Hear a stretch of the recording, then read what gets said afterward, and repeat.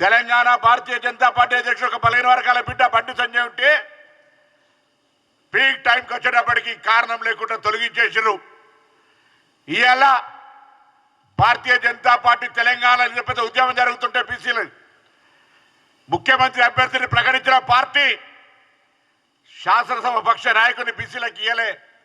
పాయల్ శంకర్ లాంటి సమర్థవంతమైనటువంటి బీజేపీ నాయకుడు ఉన్నా ఇవాళ మళ్ళీ అర్హత కలిగినటువంటి 4 పార్లమెంటు సభ్యులు అరవింద్ గారు, బండి సంజయ్ గారు, ఈటల రాజేందర్ గారు, ఆర్ కృష్ణయ్య గారితో సహా రాజాసింగ్ గారు ఇవాళ బలహీన వర్గాల బిడ్డ పార్టీ నిర్ణయం మీద గొంతెత్తితే ఆయన రాజీనామా కూడా పార్టీ నుంచి ఆమోదింపజేసినటువంటి పార్టీ.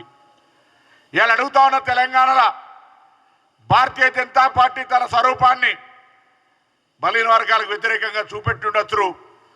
నేను బలహీన వర్గాలకు ఉన్నటువంటి బీజేపీలో ఉన్న నాయకత్వాన్ని కోరుతా ఉన్నా. నా మిత్రుడు విద్యార్థి నాయకుడు కాచం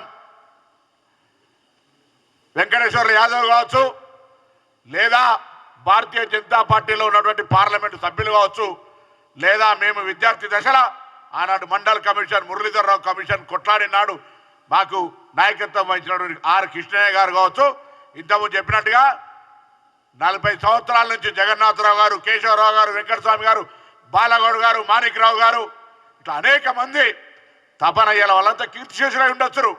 పెద్దలు ప్రత్యక్ష సాక్షిగా వారికి. అందుకే వయసు అందరికంటే పెద్దది. ఇప్పుడున్న రాజకీయ జీవితంలో మల్లికార్జున గారితో సహా ఉన్నటువంటి వయసున్న వ్యక్తి 2 చేతులెత్తి దండం పెడతా ఉన్నాను, అర్థం చేసుకోండి. ఇంత పెద్ద కార్యక్రమం జరుగుతూ ఉంటుంటే రాజకీయ పార్టీలో ఉండొచ్చు మీరు, మీ పార్టీ ఒక ఇంట్రెస్ట్ మేము కాదనం, కానీ దానికంటే పెద్దది ఇలా సమాజంలో ఉన్నటువంటి అట్టడుగు వర్గాలకు సంబంధించిన బలహీన వర్గాల అభివృద్ధికి స్థానిక సంస్థల ప్రజాప్రతినిధుల ద్వారా రేపు చట్టసభల్లో ప్రవేశించేటువంటి వేదిక.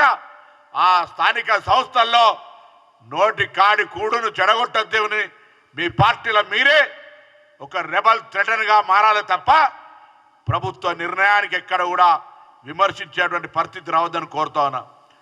ఒకవైపు సాయంత్రం క్యాబినెట్ అయి బయటకు వచ్చి ప్రెస్ కాన్ఫరెన్స్ చేసే లోపల ఇంత పెద్ద లంబా స్టేట్మెంట్ వచ్చింది. ఒకటి ఆశ్చర్యపోతా ఉన్నాం.